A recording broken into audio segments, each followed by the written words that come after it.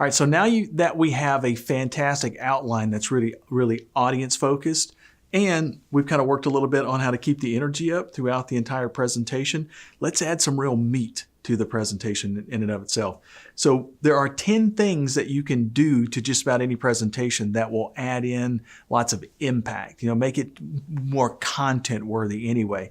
So you don't have to add all 10 of these things into a presentation. And what you really want to do is determine which of these 10 things are going to give you the most bang for your buck when you start to design your presentation. So let's kind of go through them one by one. So the very first thing, and really I think it's the most important, the most critical thing, which is why we put it as number one, is inserting stories and examples. Now that's one of the reasons why when we had you create that outline, the very first thing that we had you do was come up with an example or story for each one of those bullet points.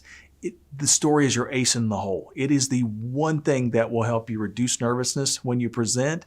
It'll make you really audience focused. It'll get the audience really into what you're talking about, make it interesting.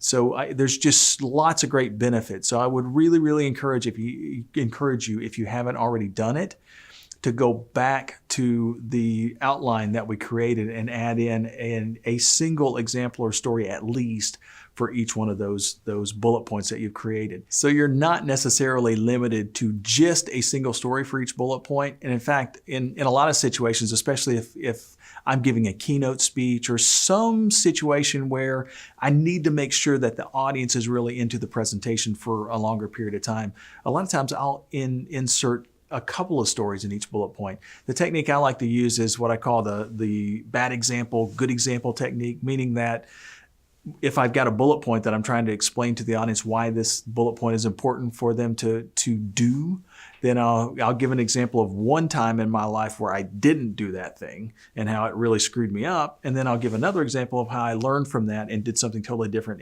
in a future session or a future incident, and kind of show a good example as well. Those two contrary stories work really, really well. So don't limit yourself to just a single story in each one of your bullet points. Sometimes multiple stories can actually help make your content even more dramatic.